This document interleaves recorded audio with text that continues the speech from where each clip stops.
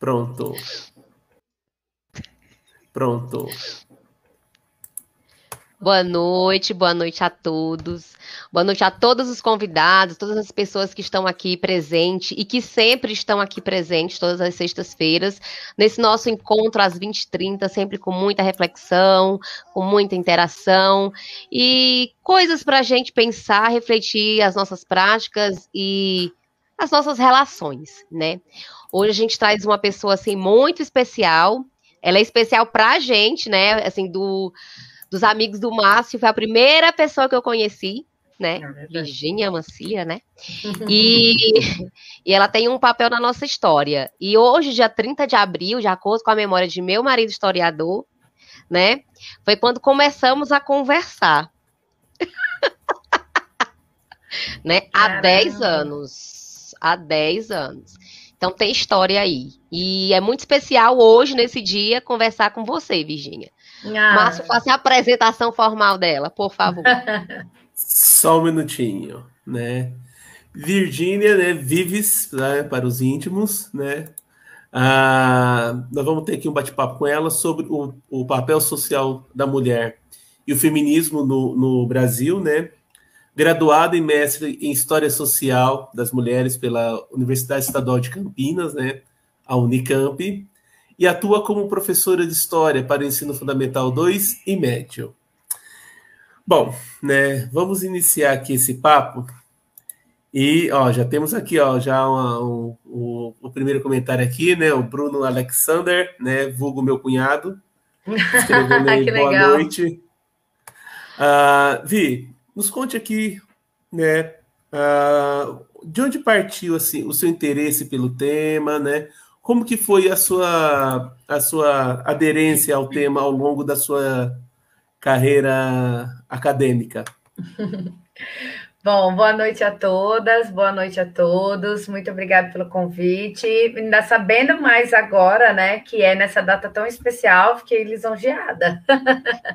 Peço desculpas aí para quem está ouvindo, minha voz rouca, mas professor é assim mesmo, né? Ainda mais nesses tempos aí de pandemia. Desculpa aí o pessoal. Bom, relembrando a fala de um professor nosso, né, Márcio? Para quem não conhece, ele tem outro nome, tá? O codinome dele, da vida antiga, né, pregressa, era Jacó. Um dia ele conta para vocês. É muito difícil para mim chamar ele de Márcio. Tá se bom? Alguém me chama de Jacó nesse mundo é porque já me conhece há mais de 10 anos. Então, e é difícil me chamar de Márcio. Enfim, um professor nosso uma vez disse, acho que o Márcio não estava comigo nessa época, porque ele é muito adiantado, né? Foi um menino prodígio, terminou a faculdade em 2 anos e meio. Mentira, mas em 3 mais ou menos. Passou logo no mestrado, e, enfim, o menino prodígio da Academia Brasileira de Letras.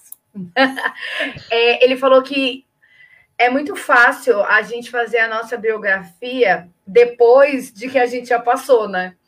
Ou seja, é muito fácil a gente criar uma narrativa de uma coisa que quando a gente está vivendo a gente não sabe e vai simplesmente deixar a vida me levar.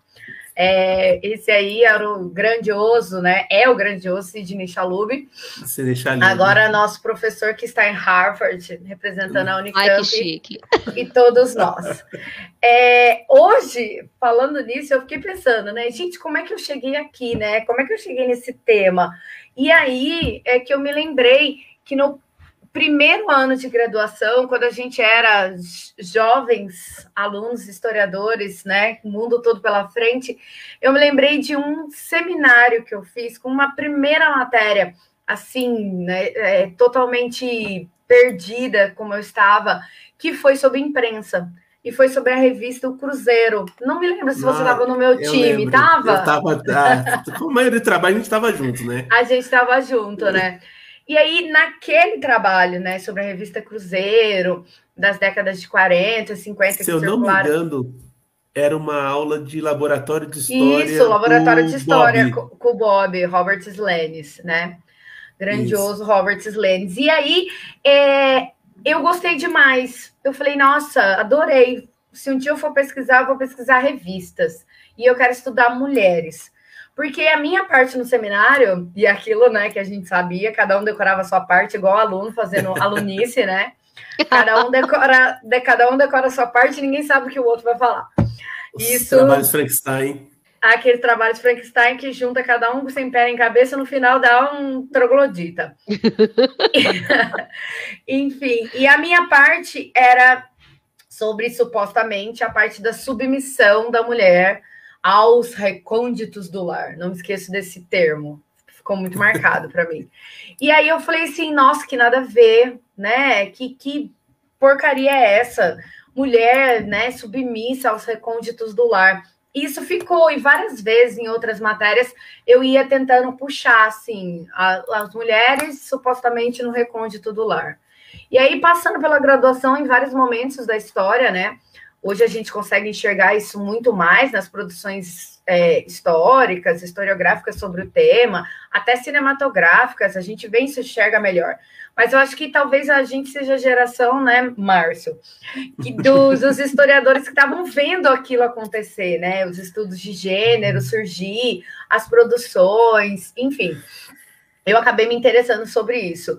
E aí eu me foquei mais na participação, na atuação mesmo dessas mulheres, né? Como sujeitos históricos, como mulheres que fizeram acontecer aquele período em que elas estavam, né? Elas não obedeceram o papel que lhes foi imposto, né?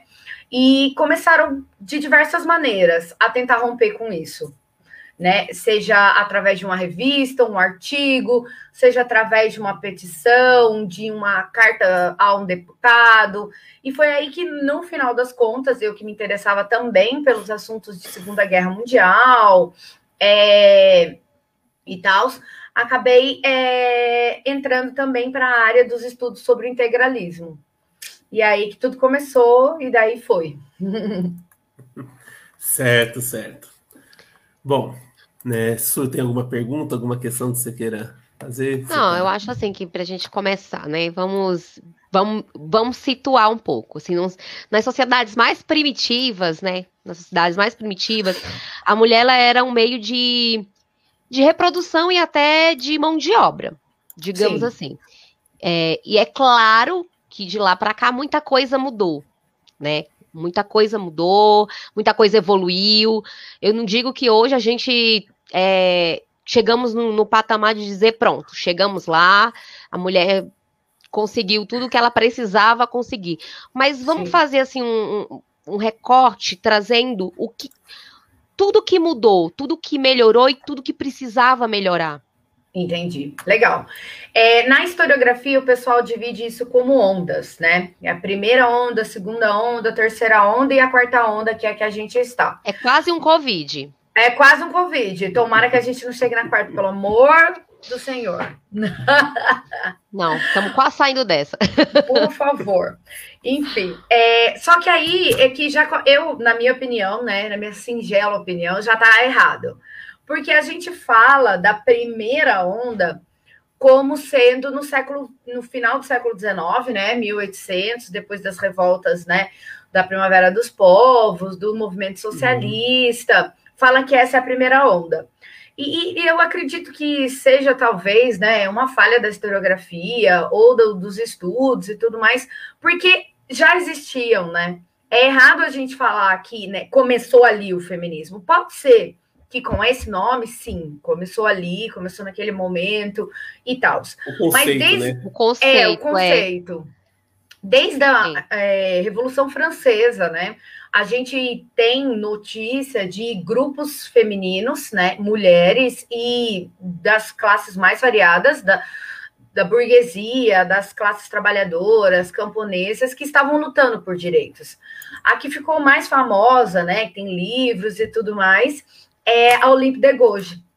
A Olympe de Gouges, ela escreveu, né, tanto que ela traduziu, né, a Declaração dos Direitos do Homem e do Cidadão para a Declaração das Mulheres, né, dos Direitos das Mulheres e da Cidadã, tentando colocar, né, a pauta dos direitos que não eram só masculinos, né? Porque a Revolução Francesa ela vai falar da igualdade, da liberdade, da fraternidade.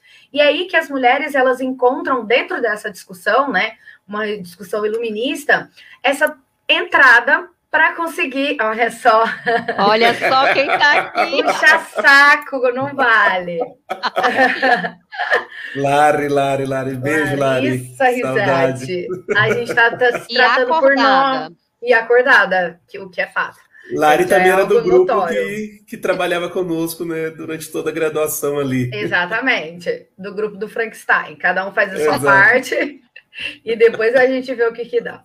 Enfim, a Olympe de Gouges, então, ela, junto com grupos dos mais variados de mulheres, elas entram na atuação, né, dentro da Revolução Francesa para buscar o espaço para as mulheres. Né? Elas querem direitos e direitos que estão sendo exigidos na França para os homens, né? O direito de participar do exército, o direito do voto universal, e essas mulheres elas estão participando desse momento. No meio aí dessa pandemia, né? Que não tem fim, eu fiz um curso do pessoal da USP, um curso de extensão sobre a participação das mulheres, né, no projeto, nas ideias iluministas e também na Revolução Francesa. Foi muito legal perceber que a atuação das mulheres no futuro foi muito estereotipado, né? E a gente sabe que isso acontece, porque muitas, né, das classes mais baixas, trabalhadoras, camponesas, acabaram levando o apelido de peixeiras, aquelas que ficavam lá, as fúrias da guilhotina, esperando a cabeça cair. Então, associavam as mulheres que estavam ali vibrando com aquele questionamento, com aquela revolução, a aquelas mulheres que estavam buscando só o sangue. E não era isso, né? Elas estavam ali no palco, né, público, se mostrando, querendo participar. E redigiram várias petições e manifestos em busca de direitos. No final das contas, grande parte delas morreu na guilhotina, né? Muitas foram vistas como inimigas da República, outras como inimiga da Convenção, e o Conselho Nacional de Segurança Pública acabou, né, com Robespierre e aquela galera exterminando essa participação feminina. Mas aí a gente entra, né, então essa pré-primeira onda, a gente entra para a primeira onda, e foi a que eu me especializei mais, né? A primeira onda, ela foi declarada, assim, o marco dela é pela luta do voto feminino. E ela começa principalmente na Inglaterra, com o sucesso, né, de outros países em busca do voto. Não sei se a galera... Não, voltou. Voltei? Voltou. Ah, legal. Não sei se o pessoal... Não? Não sei se a pessoa... Acho que foi para mim, então. Tá. Pode continuar. Não sei se o pessoal aqui sabe, mas o primeiro país em que as mulheres puderam votar, né, a gente não faz a menor ideia, a gente quase nem tem notícia dele, é a Nova Zelândia. No final do século XIX, é o primeiro país. O segundo país é a Finlândia. Eu sabia que os países escandinavos eles tiveram um papel atuante, né, nessa questão a Finlândia, eu juro, eu até imaginava. Não é? 1902, na frente de todo mundo. E esse movimento, então, né, ele começa de uma forma muito parecida com o que vai acontecer aqui no Brasil, certo? Mulheres da alta burguesia, das altas classes, aristocracia britânica mesmo, elas vão entrar e participar junto com seus contatos, né? Essa é mais ou menos a ideia que eu trouxe para a minha dissertação de mestrado, é uma rede de apoios. Essas mulheres, por mais que elas fossem, né, de elite, elas não perdiam a consciência de classe delas, mas elas também não estavam alheias a classes inferiores. E elas se utilizavam dessa posição de destaque, né, para tecer as suas redes de apoio, que elas tinham, graças ao dinheiro, às influências políticas na sociedade, no parlamento e tudo mais. Então, a primeira o final do século XIX é marcado por isso, né? É o que, depois, no futuro, a Emily Pankhurst, já no início do século, né, 1910, 1918, ela diz que não concorda, porque a gente não precisa de palavras, a gente precisa de ações. Então, no final do 19, né, só para a gente encerrar, foi mais essa rede de apoio sendo tecida, conversas com parlamentares, petições, cartas, panfletos.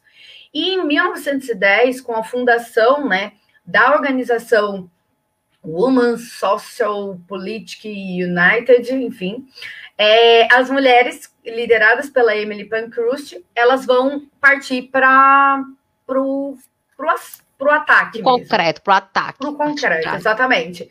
E a Emily, ela era das classes mais altas, fazia parte da burguesia britânica, mas ela expressava muito os seus lemas, as suas ações em manifestações, piquetes, né?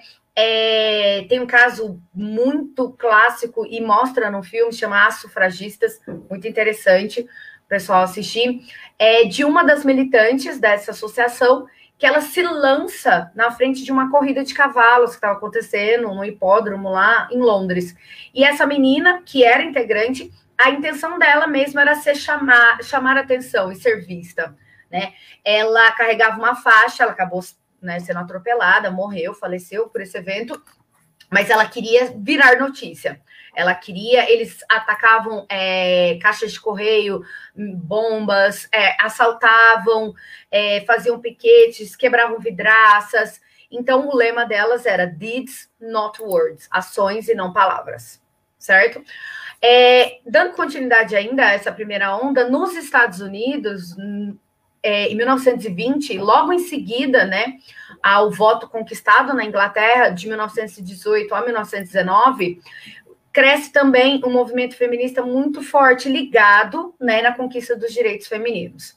E essa mulher que foi bastante interessante para mim no mestrado, que é a Carrie Chapman Catt. Ela era a líder do movimento feminista em busca do voto, e ela teve muita interlocução com uma líder, né, da mesma campanha aqui no Brasil, pelo sufrágio feminino, a Berta Lutz. E a Berta Lutz foi, assim, a grande líder para o voto para a luta por direitos ao voto feminino, né, e os direitos da mulher, no geral, né. Depois de conquistado o voto, ela continua trabalhando por outros direitos, como maternidade, né, direito a um trabalho salubre, descanso, enfim. E esse movimento dos Estados Unidos, então, ele teve uma interlocução bem interessante com o Brasil. E foi aí que eu fui chegando, mais ou menos, no meu tema de pesquisa, né? Que foi o tema do meu mestrado, que a gente pode classificar para o Brasil, para, né, o contexto e para a história brasileira, como sendo a primeira onda do feminismo também, certo? Então, aqui eu já dei um panorama da primeira, né? A segunda onda, né, aí já respondendo o que a Suiane perguntou, a segunda onda, ela trata mais, né, das conquistas feitas durante os anos 60 e 70, né, durante o período de contracultura, durante o período nos Estados Unidos, em que as mulheres lutavam pelo direito, né, ao seu corpo, à liberdade sexual, ao uso da minissaia, anticoncepcional.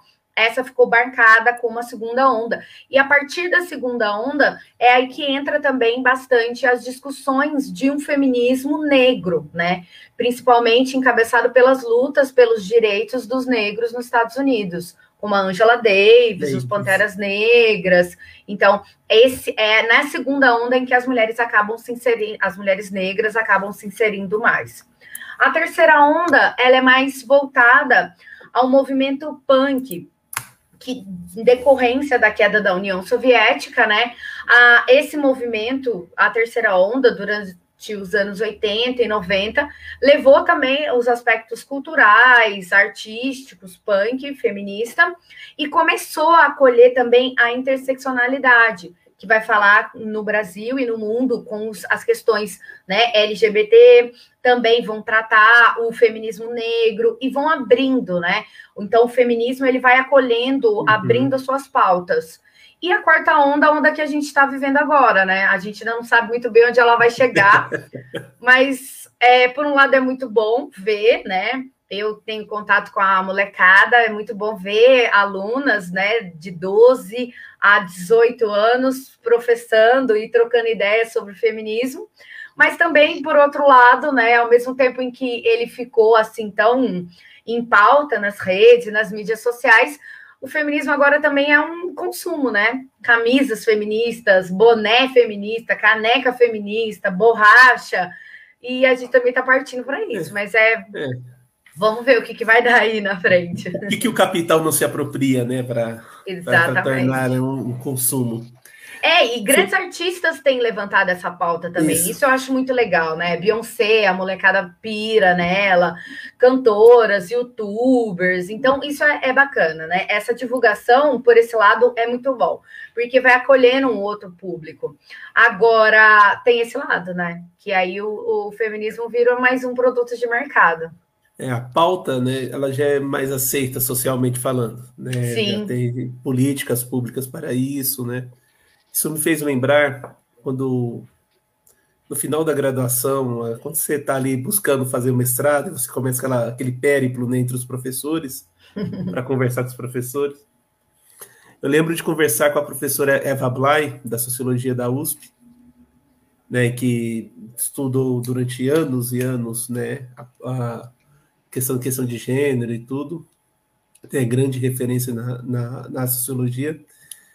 E era a aposentadoria dela. Então foi feito um evento, eu estava lá, e ela falou o seguinte, que quando ela foi tentar a Bolsa FAPESP de doutorado, dela na década de 60, em que ela ficou 3 horas sentada com o presidente da FAPESP na época, conversando, e tentando convencê-lo de que o tema de pesquisa dela era importante.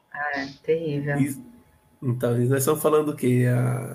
De uma academia, né, de uma universidade de referência no país. Sim, de uma instituição de referência na pesquisa, não é? Exatamente. E ela conseguiu, né, conseguiu a bolsa e se tornou aí um grande nome, né, na área. E Vi, você traçou aí um panorama histórico, né? Aí vamos voltar às nossas origens, vamos fazer um recorte de classe. Tá, vamos lá. Porque aqui até a uva é Thompson. Não é? Ainda bem. Então você tem lá, né? Você falou que como esse feminismo, ele permeou ali a classe burguesa aristocrática. Sim. Europeia. E aí, a classe trabalhadora, né? A classe trabalhadora, né? A gente sabe das consequências da Revolução Industrial, a gente sabe da luta das trabalhadoras por condições mínimas de trabalho, né? Elas vão fazer parte, né, dessa primeira onda. A classe trabalhadora é englobada nas lutas pelo voto feminino. A Emily Pankhurst é aquilo que eu disse, né? Na Londres, né? Final da Londres vitoriana, com todos os seus problemas, mas também com todo o seu requinte, o seu luxo, a sua grana, né? Seu capital. A Emily e essa associação dela vai acolher a classe trabalhadora. E dentro do voto, as questões dela, até um aluno me perguntou hoje, mas por que vocês ficam falando isso? Mulher sempre fica defendendo mulher nesse tal do feminismo. Aí eu disse, bom, galera, é sororidade. Então, né, é difícil uma mulher, e pelo menos, né, ela não querer melhorar a vida de outra mulher. Nesse sentido, quando a gente está falando de movimento social. Então, a Emily, ela parte desse pressuposto.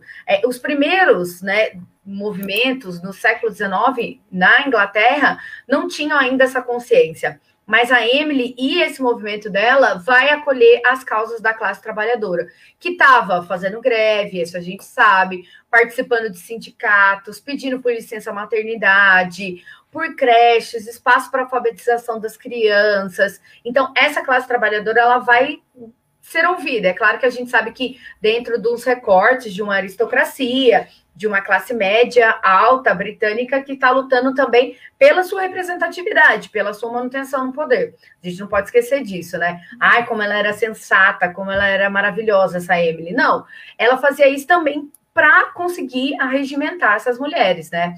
Trazer mais mulheres para esse movimento. Então, acolhendo a pauta dos trabalhadores, ela, né, crescia, e o seu movimento, de certa forma, era mais ouvido, também entre outras classes, e que tinham todas as suas mazelas, né?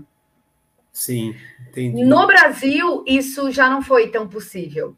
A classe trabalhadora, né, ela não foi tão ouvida pelos movimentos feministas na primeira onda brasileira. A Berta Lutz, quando ela buscava os direitos da mulher, né, os direitos femininos, ela publicava, ela escrevia, ela direcionava o seu discurso para uma classe média alta.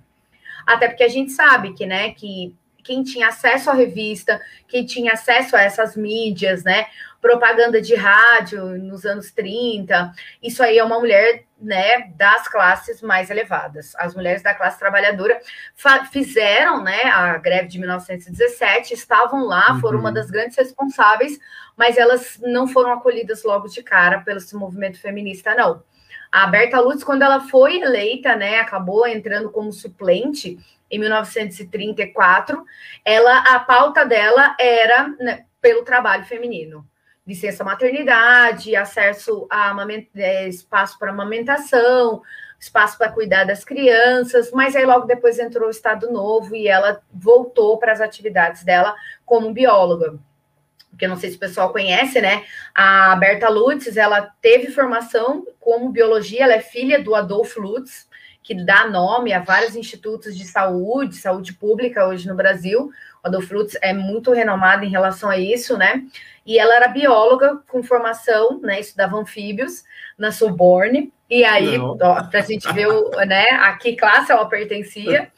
E ela veio para o Brasil, fez direito na Universidade Federal do Rio de Janeiro e começou a discutir as pautas feministas dentro, né, desse contexto brasileiro.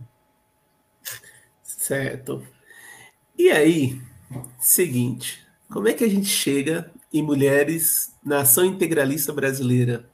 Pois é, essa é a Virgínia de 2004, 2005 falando mais alta, né? Eu comecei, na verdade, então, o meu interesse era pela Segunda Guerra Mundial. O sonho de falar alemão, pesquisar na Alemanha, estudar as mulheres nazistas e a atuação das legiões, enfim. Paramos aqui no Brasil mesmo, em Rio Claro, que é mais perto, aqui do lado de Campinas.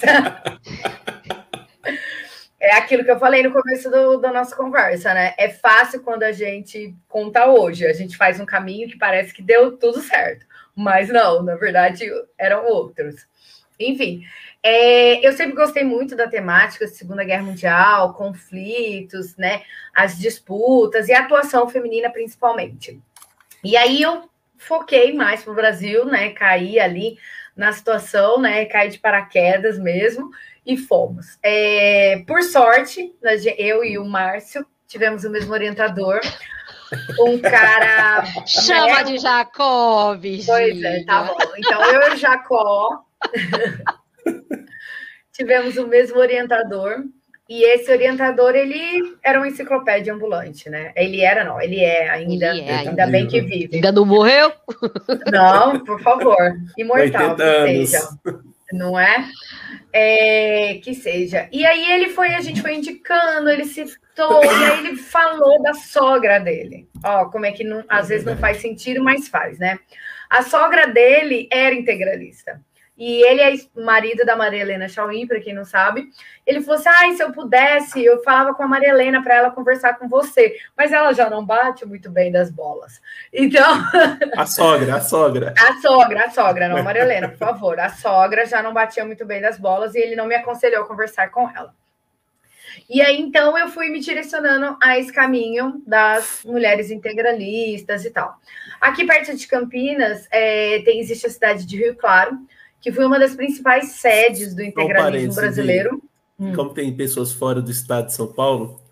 Verdade. Rio Claro é uma cidade pequena do interior de São Paulo, pequena assim, deve ter aqui uns 80, 100 mil habitantes, né? Fica a uns 150, 160 quilômetros da capital paulista. Continue, desculpa interromper. Imagina. E aí eu entrei em contato com a documentação, né? Aqui em Campinas, no arquivo da Unicamp, o arquivo Edgar Lorenroth, tinham 2 exemplares só de uma revista que eu me interessei bastante, sobre mulheres integralistas, né? Mas aí, de novo, eu não queria ficar só naquela questão mulheres presas aos recônditos do lar. A minha ideia era tentar romper um pouco com isso e buscar a atuação feminina dentro dessa organização, né? E que durante os anos 30 teve tanta repercussão no Brasil e no estado de São Paulo, principalmente. Então, aí eu fui procurando no arquivo, eu encontrei 2 exemplares e em Rio Claro eu encontrei mais exemplares. Então, a minha pesquisa foi feita, né? Graduação, aquele jeito ainda, foi feito nesse arquivo, no Arquivo Municipal de Rio Claro. E nesse arquivo, então, eu entrei em contato também com outros veículos de informação e da mídia integralista, né? O integralismo, ele tinha e circulava um jornal entre eles chamado Monitor Integralista. E aí ele falava, olha, aqui foram alistadas tantas mulheres, em tal cidade o alistamento se deu para isso, isso e isso. E aí eu fui percebendo que essas mulheres, elas não estavam entrando só porque os maridos estavam entrando, né? Isso a bibliografia mostra também. Essas mulheres, elas estavam entrando porque elas queriam assumir o espaço, né? Uma militância política dentro dessa causa que elas confiavam ser corretas, né? Uma causa em que elas queriam se engajar. Então, essas mulheres... Mulheres também podem ser fascistas, né? Por que não? Ó céu. Ó céus. Podem. E elas entraram para as escolas integralistas, então, como educadoras integralistas, enfermeiras integralistas, certo? Atuavam, né, costureiras fazendo uniforme integralista. Então, elas tinham essa participação e essa vontade de integrar ao movimento. Não só porque o esposo mandou e porque esse alistamento está se dando, porque eles precisam de nomes, e sim por uma vontade política, de participar, de estar ali atuando, e tem registros, fotografias, congressos delas. Então, eu fui entrando nesse lado, nesse mecanismo que as mulheres, nessa brecha que elas encontraram para essa atuação política, no espaço que não as queriam tão bem, né, mas que as aceitavam desde que fosse para a causa, né, para o movimento fascista em que eles se propunham. Então, foi isso que eu fiz na iniciação científica, né? Foi a minha primeira pesquisa. Trabalhei com essa revista Brasil Feminino, né, que era essa revista destinada às mulheres, e também com o Monitor Integralista, tentando caçar, buscar onde estavam essas mulheres e onde elas estavam sendo alistadas, né?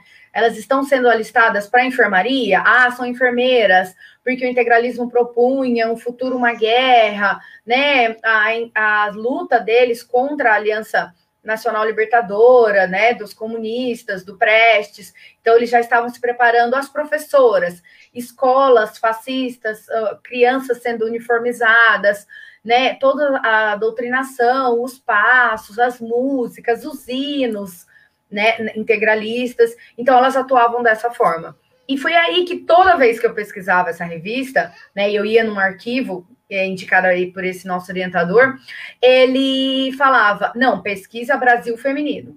E eu fui num arquivo, né, na Biblioteca Mário de Andrade, em São Paulo, e uma moça falou para mim, olha, a Brasil Feminino eu não tenho, mas eu tenho a revista feminina, como se fosse a mesma coisa, né? E não era, obviamente. Então, eu acabei falando, tá bom, não tem a Brasil, mas me dá essa aqui para eu dar uma olhada. E aí que eu cheguei no meu objeto de pesquisa, que foi para o mestrado, né? Que foi a revista feminina. Tanto me empurraram ela que eu acabei estudando. E aí foi nesse sentido que eu dei continuidade. Saí do integralismo e fui para esse outro campo. Um pouquinho mais progressista.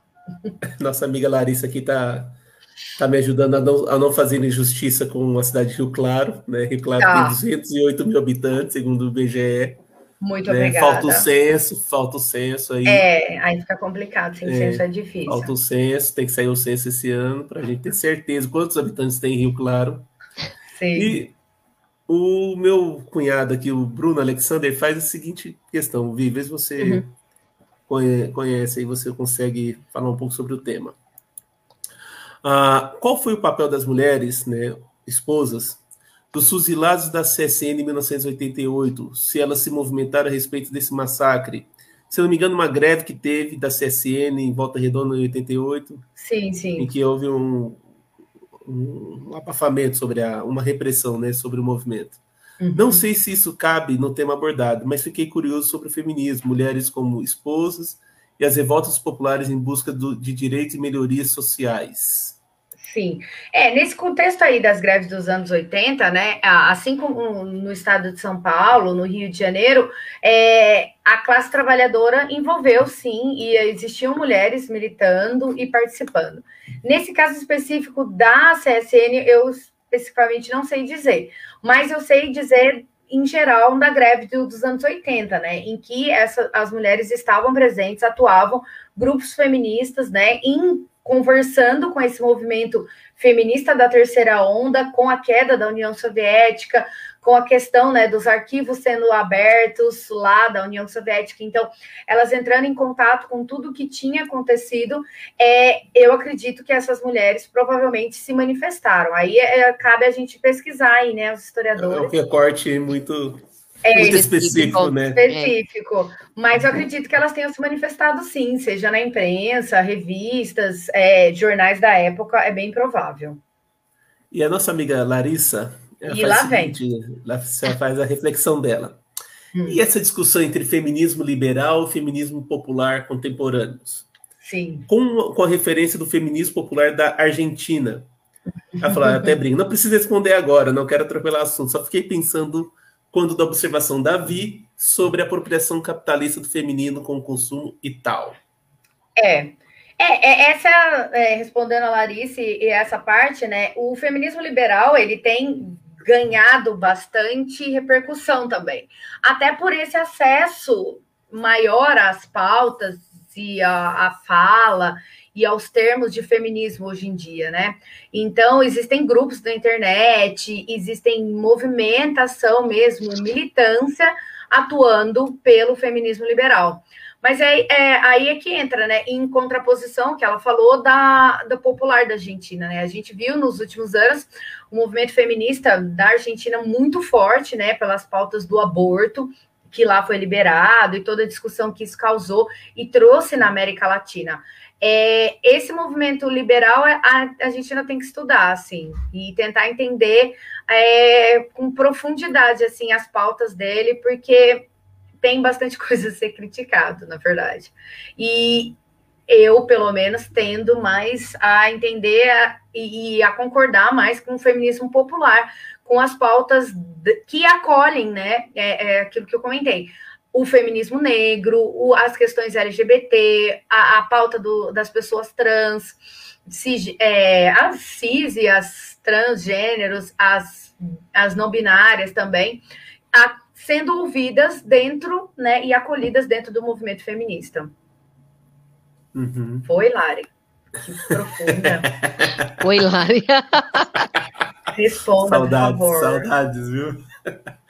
Né? Anne Tchaikovsky também, que acompanha aqui, já foi nossa entrevistada, teve aula com a Marilena Chauí na PUCamp, né? Olha que legal. Ela é maravilhosa, o marido dela também, o Michael, é maravilhoso também, né? Ele e os seus famosos papeizinhos amarelos, indicações bibliográficas. Quem nunca? Né? E suas indicações bibliográficas. Sim. Então, bem, vamos lá. Então, vamos agora... Quer falar, Su? Desculpa.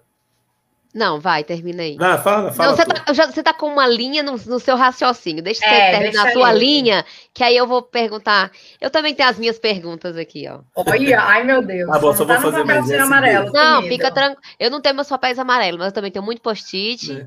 Mas aí eu fico com medo de perder algum, anotei no papel só. Eu acho que aqueles papéis amarelos eram importados do Texas. Né? Certeza. E era só ele que tinha, né, gente? Só ele que tinha esse papel amarelo. Pra quem não sabe, ele... Até se bobear até hoje, ele tem aqueles papéis amarelos. E aí, para os orientandos dele, e mesmo quem não era orientando de fato, se você fosse perguntar qualquer indicação de livro para ele, ele te dava uma lista de trocentos livros num papel amarelo. Né? Você ia na casa dele, você saía com papel amarelo. Sim, com bolo, né? Enfim, aí vamos lá. Você entrou no. Você achou seu objeto de pesquisa para o mestrado, prestou mestrado, foi orientada pelo Fernando, né? Não, Jefferson. O Jefferson Cano, isso.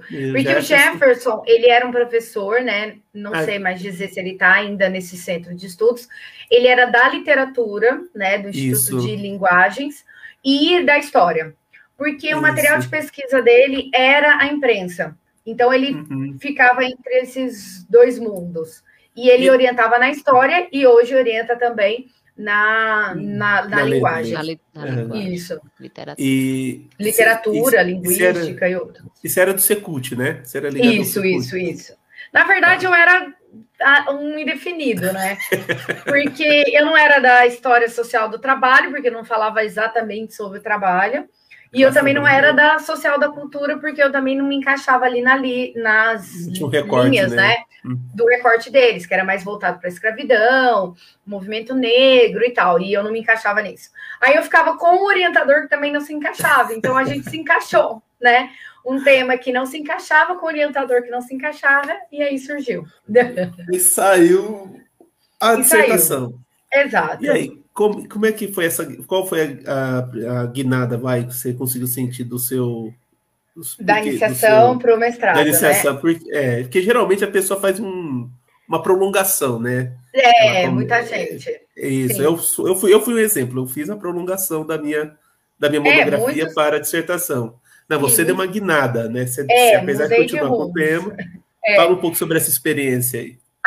O interesse, né, era trabalhar com a atuação feminina no mundo político e no espaço público, seja ela da forma que fosse. E eu notei isso ainda na iniciação científica, que essa revista ela tinha muito material, e ela tinha um potencial e pouco explorada. Ai, meu Deus. E pouco... Você viu só? Não, né? Tô aqui sendo fina. Fina com PH. Com PH. Dá 2 cervejas pra você ver essa plenitude toda. Muito bem. Aí eu vi que essa revista ela tinha um material e um potencial muito grande, né? A única pesquisa que até então tinha sido feita por ela foi do pessoal da comunicação da USP, né, do jornalismo, e que analisou a revista de cabo a rabo, assim, fez meio que uma exposição dela, abriu e falou, nessa sessão acontece isso, nessa sessão acontece aquilo, mas não problematizou, e nem percorreu... Análise de discurso só, né? Exatamente. Que era a novidade dos anos 90 e tudo mais. Que era... Análise de discurso. Todo mundo fazia análise de discurso. Agora também não está muito diferente, não. E vamos discutir. A revista fala nisso, fala naquilo lá, enfim. Ela tinha um potencial muito maior para dar e realmente deu. Essa revista, então, ela nasceu em 1918, no mesmo período, né, em que na Inglaterra foi conquistado o voto feminino. Então, a circunstância histórica dela é emblemática. E várias anedotas dessa revista são importantes da gente contar. Ela contava com um editora-chefe, chamada Ana Rita Malheiros, que abria toda a sessão falando, né, as pautas femininas da época, do período, comentando o editorial da revista, dizendo a que a revista se propunha e tal, mas... A editora-chefe, na verdade, era o editor-chefe. Era um homem. Era um homem. Era o irmão da diretora, que era Virgilina Salles de Oliveira, de uma família, né, quatrocentona de São Paulo, exatamente, da elite do café e tal.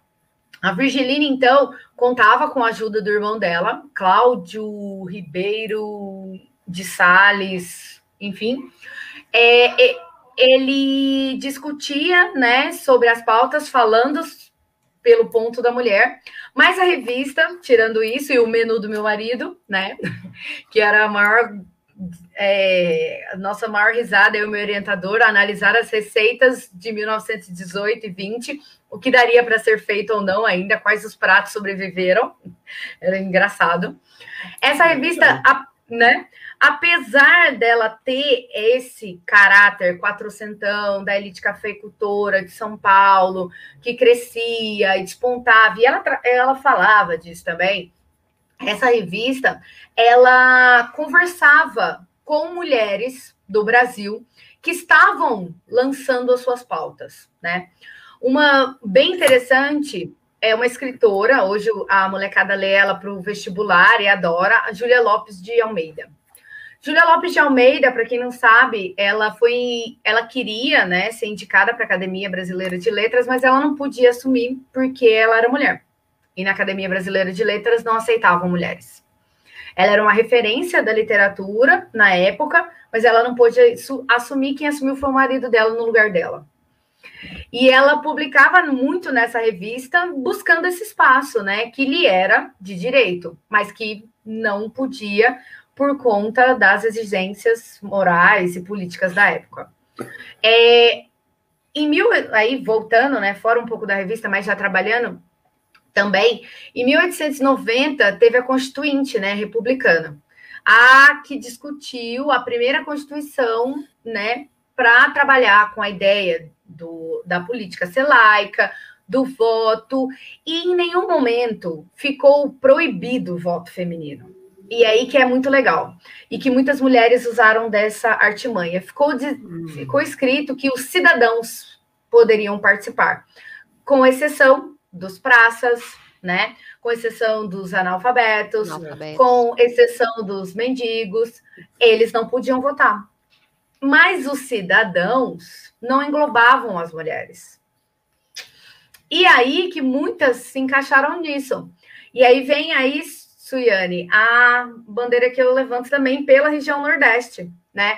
No Rio Grande do Norte, 2 mulheres foram muito importantes nesse movimento, porque elas se alistaram, porque elas eram e se consideravam cidadãs, e eram, caramba, todos são, né? Todos são, né? Exatamente.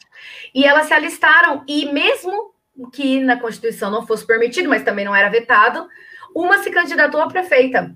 E na ausência também de outros candidatos, ela venceu e foi a primeira prefeita da história do Brasil, Cecília Viana, tá? Não, perdão, Cecília Viana foi a primeira a se alistar, a Alzira Soriano foi a primeira prefeita, certo?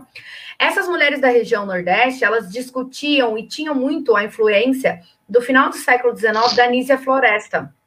Nísia Floresta foi uma, né, intelectual, escritora que também atuava muito na imprensa. E a Nísia, ela foi a primeira mulher no Brasil, né, a precursora do feminismo latino-americano, e ela traduziu os escritos da Mary Wollstonecraft, a Reivindicação dos Direitos da Mulher, um documento assim histórico muito importante, falado lá, né, nos idos iluministas antes da Revolução Francesa. Então, essas mulheres que se alistaram e que se candidataram a prefeita, como a Alzira, elas eram noticiadas todas na revista.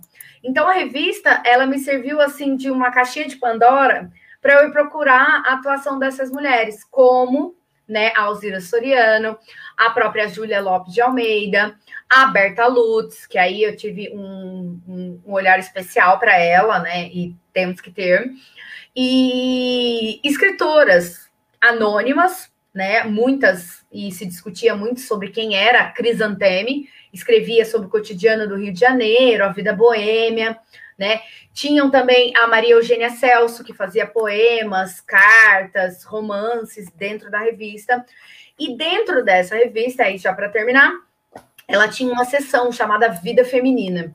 Essa sessão, Vida Feminina, ela discutia e conversava com o feminismo no mundo. Essa daí, um dia eu ainda faço um doutorado. E conversava com todos os feminismos que estavam acontecendo. E é daí que veio e mostrava muito nessa documentação da Berta Lutz essa interlocução entre o movimento feminista brasileiro e o dos Estados Unidos, né? Como que elas se conversavam, se correspondiam, e foi a Carrie Chapman Catt, a Berta Lutz, né, estadunidense, que deu a brilhante ideia para a Berta Lutz, que tinha dinheiro, né, sobrevoar no Rio de Janeiro o Senado, lançando folhetos sobre a pauta do sufrágio feminino. E diz que foi algo emblemático na revista, eles noticiam, porque foi o que elas diziam, né, a chuva de mulheres na política brasileira. Já que eles não nos deixam entrar, a gente vai sobrevoar e mostrar, assim, a nossa força. Então, a Berta Lutz, com a Federação Brasileira pelo Progresso Feminino, ela tinha uma interlocução muito forte e uma inserção muito forte nessa revista. Então, a atuação dela, política, nessa revista, assim como em outros documentos, que aí eu também fui para outros, era muito forte. E pela a classe em que ela se inseria, né? Ela conseguia traçar toda essa rede de apoio que ela também contava. Sim? Certo, vai, Sui. Você terminou todo o seu recorte. Peraí, que eu vou ver sua pauta. Eu tenho sua pauta aqui. Você sabe que eu tenho sua pauta, né? Por favor. Tô vendo que tem perguntas. Tem. Apresentação, abordagem. Enquanto você vê aí, posso fazer então uma pergunta aqui? Pode. Leia aí os comentários. Isso, surgiu aqui, né, do Bruno Alexander. Achei interessante você tocar no feminismo como um produto de mercado. Até que ponto? Aí ele faz um parênteses. Visão de um homem tentando entender sobre. Esse feminismo chacota, entre aspas, é útil para a sociedade, para as próprias mulheres que buscam espaços sociais igualitários. Será que isso não atrapalha as reais militantes feministas? E quando falo em chacota, falo sobre entre as mulheres que estão apenas em redes sociais. Não me levem a mal pela pergunta mal feita. Não, pois tudo claro. que tento é entender sem mérito de ser certo ou errado. Aí acho que não terminou. Eu concordo com ele. Por certo, se olhando por um lado, é perigoso, né? Porque quando vira um produto de mercado, quando vira um enlatado, a gente sabe que a chance de se desvirtuar é muito grande, né?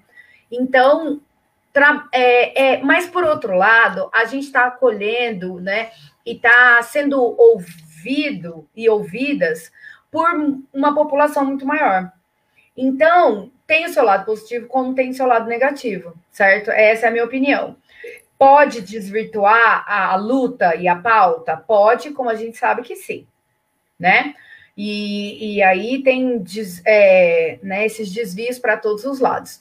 Mas, por outro lado, eu pelo menos fico super emocionada quando eu vejo minhas alunas falando de sororidade, sabe? A molecada enchendo o peito para falar. Pode ser que no futuro ela mude de ideia, mas acolher certos, né, grupos e nichos populacionais que o feminismo não acolheu em outras ondas. É isso. Essa é a minha opinião. Não respondi nada, não, mas também não sambei um pouco só. Acho que é algo parecido que acontece hoje na esquerda com o Felipe Neto. Eu tenho também a minha crítica a isso, mas ao mesmo tempo é o cara que tem que ele tem, né? Isso, o alcance que ele tem entre os jovens e como né? que essa molecada tá ouvindo uma coisa de um cara que eles gostam, né? Que eles consomem e começam a pensar, olha, né? O presidente não era isso, olha só. Pode ser uma introdução. Pode ser uma introdução. Igual Laurentino Gomes é para historiadores. Sim. Né? Pode ser uma introdução. Pode isso. Posso. E vou aproveitar até o gancho de tudo que o Bruno falou aí. Bruno é o Alexander, tá? Eu, às vezes, tenho uma impressão, Virginia, que quando a gente fala em igualdade de gênero, né? As pessoas, e aí eu tenho que colocar entre aspas, né? Porque não é todo mundo. Sim. Mas eu vou falar de as pessoas, no caso, essas pessoas que o Bruno citou. Sim. Essas pessoas que militam nas redes, né? Sim. Essas pessoas do discurso Ctrl-C, Ctrl-V. Claro, muito. Né? Mas eu tenho a impressão que essas pessoas, elas não sabem exatamente o que é igualdade de gênero. Né? Com certeza. Eu acho que essas pessoas não sabem o que é o feminismo. Assim como já ficou claro que elas também não sabem o que é comunismo, fascismo e uma série de outros ismos, né? Então, eu queria que você explicasse para as pessoas, assim, como se elas tivessem 3 anos de idade, a idade das minhas crianças de escola, né? Tipo assim, bem didático, a tia Virgínia vai explicar o que é o feminismo. E o feminismo não é o oposto, né? Não é o oposto, né? De machismo. Então, assim, como é uma live e fica gravado, deixa isso gravado aí, pelo amor de Deus, para quando alguém ficar na dúvida, dá um play. Dá um play, certo. É que também, hoje em dia, o desserviço da mídia é muito grande, né? Aí a minha próxima pergunta tem a ver com desserviço. Desserviço, a ideologia de gênero, né? Como se a gente estivesse plantando, né, Você vê a escola sem partido, né? Exato, exatamente. Muita gente não sabe o que é fascismo, o que é comunismo, porque, né, aí a gente vai entrar na questão da desigualdade da educação e todas as mazelas da educação brasileira. Mas, enfim, ideologia de gênero, igualdade de gênero é quando mulheres, especificamente, não especificamente, perdão, mulheres, tá? Ainda mais está gravado, e aí alunos vendo, por favor, não. Mulheres e outros grupos, né? Eles buscam na pauta, no contexto político e social, se encaixar e serem vistos. Aí a gente pode usar o exemplo como cidadãos, certo? Direitos políticos, direitos de participar da política. E aí, ainda bem, né, que temos vários representantes, deputados, né, que trabalham nessa pauta. Mulheres falando sobre as questões do feminismo, das necessidades específicas das mulheres, trabalho, crianças, igualdade salarial, direito, corpo, violência doméstica, feminicídio, e também as questões, né, que envolvem a pauta LGBT, que envolve, né, toda a questão da representação dos direitos civis para essas pessoas, de ir num banheiro, de ter o documento de identidade, de trazer e ser um cidadão, né, participando da política, sendo, né, falar e ser ouvido. Eu acho que é isso que é a questão do gênero, né? Acolher não só, igual a nossa primeira república, os homens da elite, né, ricas, que hoje a gente pode transferir na bancada da bala, do boi, né, essa bancada, e tentar incorporar dentro da política e da sociedade brasileira as questões identitárias e também as questões, né, sociais, das necessidades de apoio específico para esses grupos e também as questões políticas, de serem ouvidos e serem acolhidos dentro do Congresso, do Senado e na presidência. Fui? Fui. Acho que é isso. É assim que eu entendo como gênero, né? E essa é a questão. A gente não consegue, né? Bom, eu falo, mas em alguns lugares a gente não consegue explicar isso, porque aí acham que já estão impondo a nossa ideia, né? Porque é aquilo que a Suiane falou, o feminismo ele não é o contrário do machismo. O machismo é só uma coisa pelo que o feminismo luta, para que o machismo acabe, certo? Mas a pauta das mulheres é muito maior do que só combater o machismo. É que se a gente se livrasse pelo menos desse, né, a gente voltava para outros e ia lutar pelos outros. Mas é que esse aqui tá tão enraizado, né? Uma sociedade... E acaba que esse empaca em muitos outros, né? Barra Exatamente. até outros. Sim, uma sociedade extremamente patriarcal, com todas as mazelas de uma sociedade ainda, né, que tem e sofre muito com desigualdade, seja de gênero, seja social, educacional, tudo. Então, o movimento feminista talvez, né, ele ganhe mais repercussão assim na mídia quando a pauta é o machismo. Vamos combater o machismo. Porque aí a gente, né, ensina as questões do mansplaining, né, que é quando a mulher quer falar e o homem não deixa ela se expressar porque acha que sabe mais do que ela, certo? Mas é muito maior que isso, muito maior que o machismo. A gente tenta, no feminismo, abrir cada vez mais e ouvir a mulher dentro de todas as suas necessidades. Isso é acolher as questões de gênero. Ok. Você ia falar, Márcio? E seu suspiro aí é de que você engatou num pensamento. Estava aqui pensando. É porque eu te conheço há muito tempo. Até que ponto? Não, até que ponto não. Mas eu quero saber o quanto. O nosso Estado, a construção histórica do Estado brasileiro, ele é machista, ele incentiva, ele acaba incentivando essas violências de gênero. Por quê? Você pega o caso da Mariana Ferrer. Você teve um juiz um promotor, que são representantes desse Estado brasileiro, que potencializam a violência. Né?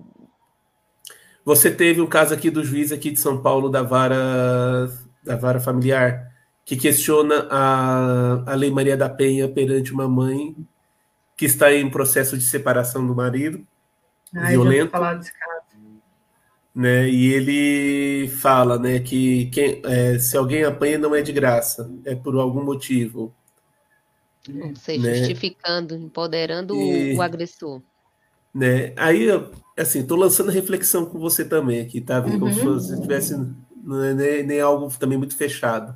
Claro. Né? O quanto que o Estado brasileiro, ele é patriarcal, ele é machista e outros preconceitos e com outras minorias também, que se a gente fosse listar a violência que o Estado produz com as minorias no Brasil, ela seria extensa. Sim, e voltando ao nosso querido professor, né, como ele diz, o Brasil é um mal feito que vem sendo feito há muito tempo.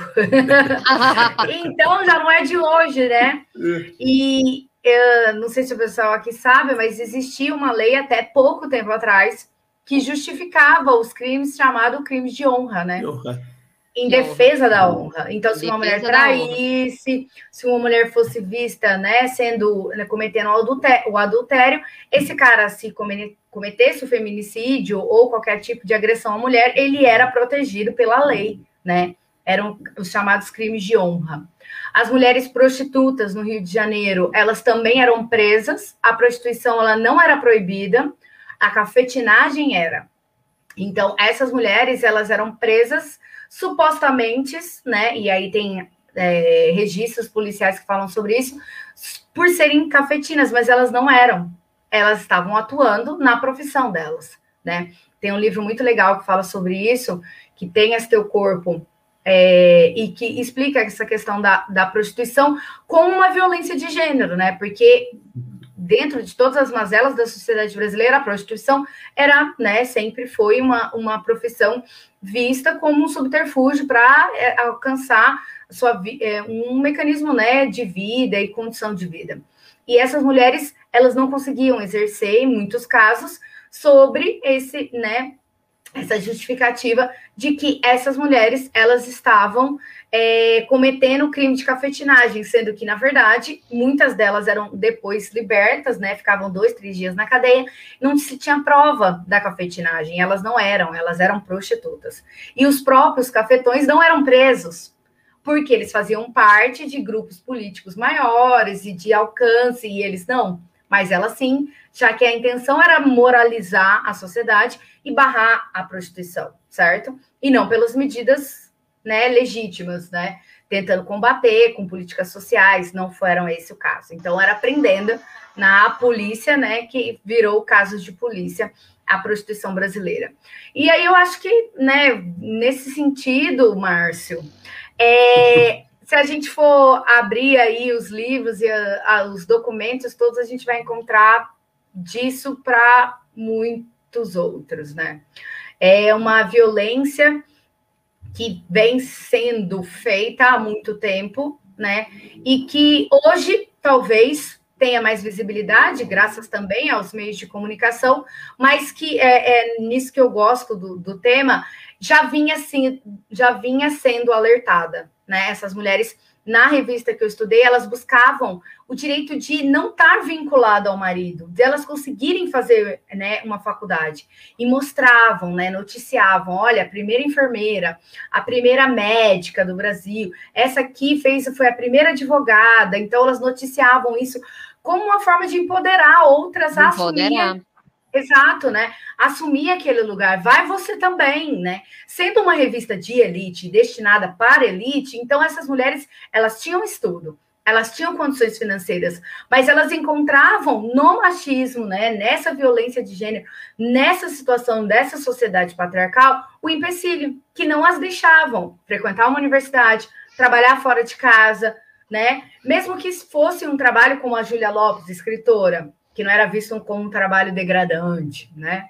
Que tinha isso também, né? Existia essa discussão sobre qual trabalho a mulher deveria executar. para a gente não entrar nisso, dentro da revista, ela buscava isso, mostrar, olha, assuma o seu lugar, assuma, dentro do possível, né, dentro aí do seu contexto, a rédea do seu destino, né, da sua vida. E essas mulheres buscavam isso, né, e umas empoderando e levantando as outras, né, para que todas, no futuro, chegassem a um espaço maior e melhor. Ok. É isso. Posso falar? Pode. Vai que, né? Vai que. Você acha, Virginia, assim, que em relação ao tema feminismo, né? Ser feminista, que a gente ainda escuta de algumas mulheres que Deus me livre de ser feminista. Sim, Eu não sou feminista. Nossa, sim. Fulana é feminista. Com esse caráter, terror, né? De como uma coisa muito ruim, como não sei o quê. Por isso que eu falo assim, a questão da ignorância, né? Claro. Porque eu não acredito que alguém que saiba o que diga isso. Pode até ser assim, eu não levanto bandeiras, eu não milito, né? Eu não milito, não tenho tempo, não me envolvo, justo. Mas acho bacana, deveria. Enfim, eu entendo, né? Nesse sentido, assim, mas você acha que para existir pessoas ainda, né, nessa altura do campeonato, com tanta informação, né? Porque hoje em dia você tem informação no telefone, você tem acesso, tipo, a informação pula em você, seja verdadeira ou falsa, ela pula em você. Você acha que existe boicote, acho que a palavra seria essa mesmo, um boicote a esse conhecimento em relação ao feminismo por parte de religião também? E aí eu falo religião não só ocidental, mas oriental, religião como um todo. Sim. Você acredita nisso? Eu acredito que a maior parte desse boicote, né, usando a palavra que você usou, seja legitimado talvez pelo o discurso religioso, sim. E aí do mais amplo possível, né, do muçulmano com o Alcorão, do cristão com a função da mulher, Maria, né, do evangélico, todo. O discurso religioso, nesse sentido, tem deixado de contribuir para que esse movimento se expanda, né? Ganhe mais grupo e arregimente cada vez mais mulheres, né? E quando a gente fala de sororidade, né, a gente tem que respirar fundo, pôr a mão no coração, quando a gente ouve essas mulheres falando isso, né? E fala, agora que eu mato uma, mas vamos lá. Porque... a gente tem que entender também isso, né? Que o machismo que impôs essas amarras, né? E se tem mulheres que hoje criticam o feminismo, talvez seja por falta de conhecimento, ignorância, ou ainda, né? E existe, é isso que às vezes a minha molecada não entende, né? Mas mulheres machistas. Muitas, né? Porque elas estão enraizadas dentro dessa sociedade, né? Elas ouvem esse discurso da mulher exclusivamente do lar, como mãe, esposa, dona de casa, o famoso tripé, né, da mulher, e aceitam famoso isso. Primeira dama. Exatamente, bela, recatada e do lar. E assumem isso como sendo o destino delas, certo? E aí, quando encontram o contrário, né, o espelho, o outro, né, e aí... a alteridade para elas não conseguem, aquilo dá uma pane, né? Tela azul, porque aquilo é tudo o oposto do discurso que ela cresceu ouvindo, né? Porque ela cresceu ouvindo que ela tem que obedecer o marido e que se bate, tapa de amor não dói, né? E Deus me livre de ser feminista, porque feministas são feias, são sujas, não se depilam, falam alto, têm pelos e coisas do tipo. Andam sem sutiã. Né? E esses estereótipos, é engraçado que esses estereótipos existem desde sempre. A gente não começou falando da Revolução Francesa, elas eram vistas como as fúrias da guilhotina. As mulheres que estavam lá querendo ver sangue, não. Elas estavam lá na guilhotina porque era o espaço que todos, né, o público estava. E elas queriam fazer parte daquele evento, ver as cabeças rolar, como qualquer outra mulher. E como qualquer outra pessoa. Né? Então, quando a gente vê esse discurso contrário, é muita paciência, né? Em primeiro lugar, e muita. A gente tem que continuar. É muita educação, é muito texto, é tentar conversar, mas é difícil, né? Esse boicote, ainda mais vindo de mulheres, para mim é o que mais dói também, né? E você acha que... Porque, assim, essas bandeiras, essas pautas, elas não são de hoje, né? Tipo assim, essas são pautas que a gente já vem carregando, né? Sim. Já vem batalhando, já vem lutando, já evoluímos em algumas, já demos uns passos para trás em outras, claro. E a gente segue. Mas você acha que a mulher, por ser mulher, ela tem um papel quando ela se torna mãe em fazer uma diferença? Ah, com certeza. Ainda mais é por isso que eu amo esse casal. De formar uma próxima geração. Porque o que a gente tem que fazer é principalmente com meninos, né? E é claro que com meninas, mas isso eu acho que é até mais fácil para as mães. Mas com meninos, né? E é muito dos discursos e matérias e artigos que eu leio nesse sentido. A gente tem que criar filhos, homens, crianças, meninos feministas, né? Porque esse é o papel da mãe, que é todo dia, toda hora, conta-gota, homeopaticamente, né? E constante. E desde criança é importante. Para aquelas que não querem ser mãe e não se veem como isso, elas vão atuar em outra forma. Mas as mães que tenham, né, que têm esse conhecimento, que conseguem entender essa luta, essa pauta, tem que passar adiante. Sim, ela tem um ser humaninho, né, que ela pode transformar e ajudar a transformar outros, né? Exato, claro. Ó, tem aqui bem interessante, ó. Da Anne. Eu ia ler o do Bruno primeiro, mas eu vi o daqui até um da Anne também, que eu acho que a gente não leu.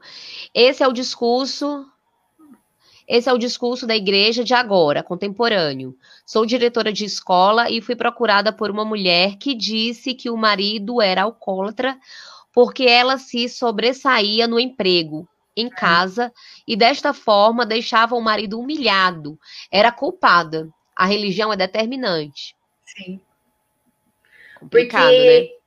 E aí essa mulher com sucesso no emprego, né, ganhando o seu destaque, a sua visibilidade no seu espaço, ela, né, dentro desse contexto do machismo, ela humilha esse homem de uma masculinidade bem frágil, né? Sabia que esse é o sonho do meu marido. Eu humilhasse ele dessa forma. O Márcio dizia assim, eu queria tanto ser só marido. Você acha? Não é? Que eu posso com um elemento desses? Melhor profissão do mundo. Marido, né? Ava. Ó.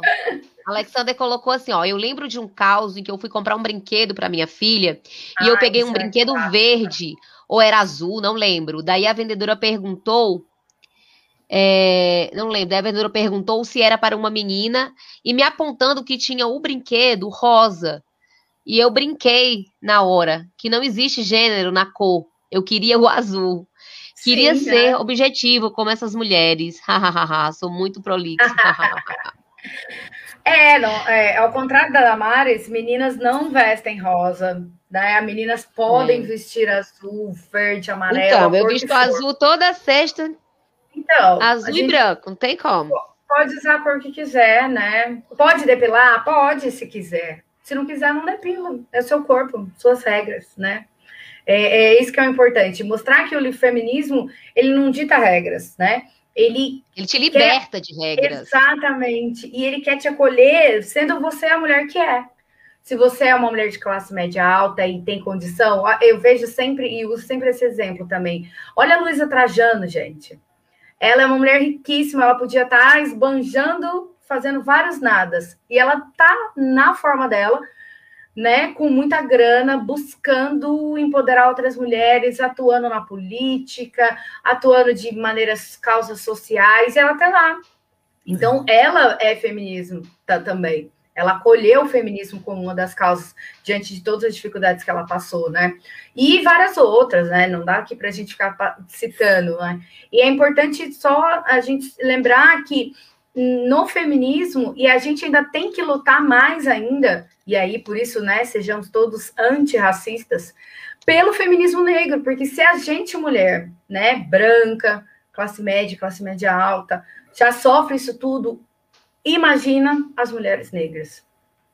que é uma outra pauta extensíssima, que ficaríamos aqui 1000 policultes falando, porque é um mundo ainda muito mais difícil e que precisa ser ouvido e que precisa ser levantada essa bandeira, sim.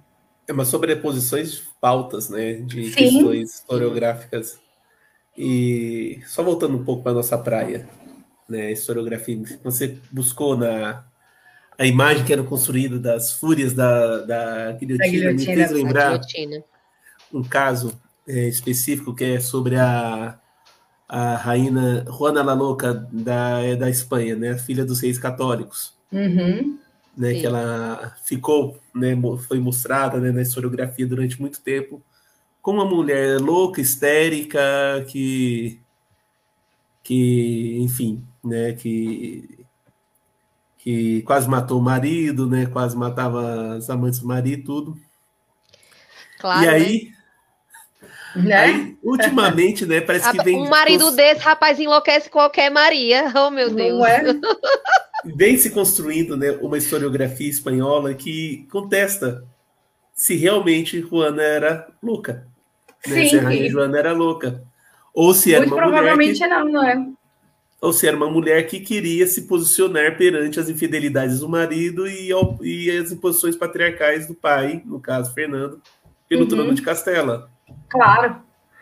Ou várias outras, né? A gente sabe de várias outras loucas aí, ou de loucos, né? O próprio Henrique VIII matava as mulheres dele porque supostamente elas estavam o traindo. Será mesmo?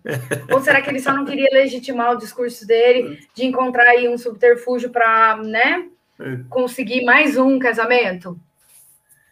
E aí, nesse passo, Vi, aí vamos voltar para a mídia. Vamos pegar o que está na mídia, que está mais bombando aí na mídia hoje.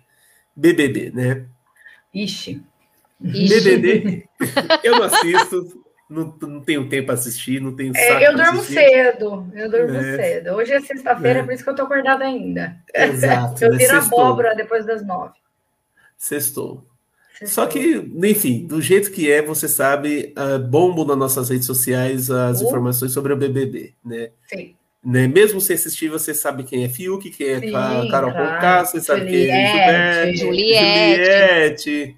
Enfim, não tem como. Só se você viver num lugar sem internet e sem acesso à mídia. Sideral, Mas é uma coisa que me chamou atenção, né, nesse BBB em específico. Foi o BBB que teve maior número de pessoas com pautas que entraram. Beleza. Sim.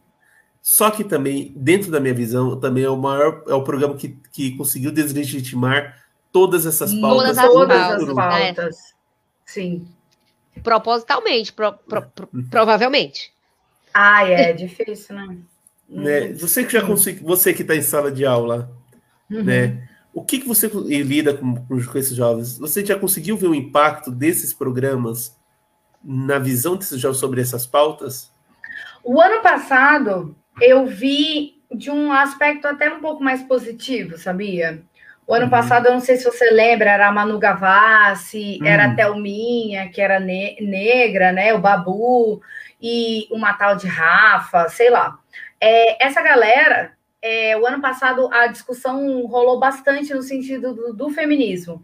Existiam uns personagens lá, eu não acompanhei também, e que eram bem machistas, autoritários, e essas meninas levantaram essa discussão. Eu achei mais positivo. Esse ano, especificamente, também não acompanhei, só vi as questões lá da Carol Conká e tal. Eu acho que foi complicado. Eu acho que mais atrapalhou do que ajudou. Eu acho que no sentido, principalmente, de terem tantos representantes negros, né? Tantas pessoas negras no programa, e elas terem tomado atitudes, que aí eu também não acompanho, não sei dizer, bastante controversas, talvez, e que essas pessoas, né, que estavam lá, levantavam causas. Eu conheço a Carol Conká de outros lugares, do rap, da música dela, e até que ela se levanta pelas pautas do movimento negro, e eu acho que deturpou. Eu não tinha visto isso tanto, até eu ouvir, assim, né, vozes ao fundo, né, passando, De que, ai, também, né, professora? Ela é negra, né? Aí eu falei assim, hã? Mas... oi? A Carol? Não, o que ela fez não pode ser definido pela cor dela e o posicionamento dela também não.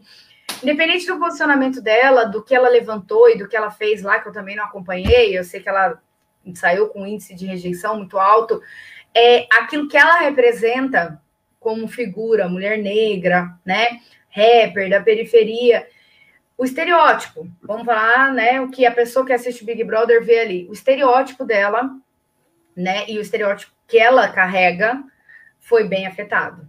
Sim, e ela e a tal da Lumena também, né? Isso. Que era negra, militante do movimento negro, mas também que saiu com muita rejeição e o pessoal detestava ela. Então, nesse dia, eu tive que parar tudo e que se dane a apostila e fomos lá conversar sobre isso. Porque eu acredito que sim, né? Essa é a mesma questão, né? Quando aparece um personagem dentro desses programas gays, as pessoas buscam aquela reconhecimento, aquela alegria de uma pessoa, né, gay, que vai ser daquele estereótipo que se tem do gay. Meio Glee, né? E quando essa pessoa não é esse estereótipo, aí você já desgosta, porque é aquele amigo gay ali que você quer encontrar, aquele personagem gay da sua família, ou de um lugar que você convive, que você quer ver. Eu nem sei se o Gilberto ele é esse personagem ou não, mas são estereótipos que são rompidos, né? Então, ela sai com um índice de rejeição muito alto, né? E ela talvez tenha levantado as pautas dela no programa e não foram bem recebidas. Então, o discurso dela foi deslegitimado através de uma rejeição histórica, pelo que parece, ou né? até mesmo a forma como a edição é feita, né? Claro. Porque são recortes, né? Você Sim. grava 24 horas todos os dias, mas não vai tudo isso ao ar. Vai em momentos específicos para mostrar algo específico e construir um discurso específico.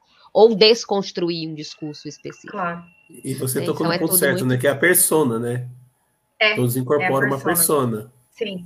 Eu lembro muito do personagem, na época que eu ainda acompanhava o Big Brother, do Jean Willis, lembra? Uhum. Né? Que acho que foi até o vencedor ou finalista. E ele não fazia parte daquele estereótipo do gay, né? Que as pessoas têm naquele imaginário, né? Da sociedade, do gay afeminado e tal. Ele não fazia parte disso, porque ele era um estudado, um cara com mestrado, doutorado, Isso. atuante, militante, mas de uma forma lá ou de outra, não sei como, ele tocou a população, venceu, ou ficou em segundo lugar também, não me lembro.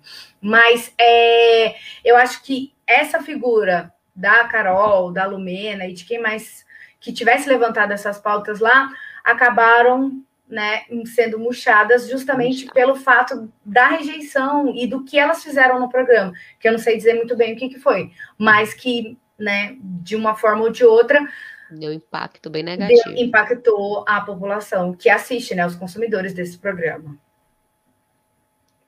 É isso. Márcia, você tem alguma pergunta para fazer? Não. Porque olha o tempo, nós estamos com 1h22 de live, né? A gente tem que, né, liberar nossa convidada e os nossos telespectadores como se fosse uma televisão. Ai, que chique. Eu vou fazer as minhas considerações finais, e aí eu passo a palavra para vocês, que também podem fazer as considerações finais, tá certo? Boa noite a todos, muito obrigada a todo mundo que participou. Hoje contamos com a presença da Anne Tchaikovsky, diretora lá do grupo Pueri Vita, do Alexander Correia, vulgo meu irmão caçula. A gente teve também o Claudio No, que está sempre aqui em todas as nossas lives, né? A grande Larissa também, que apareceu.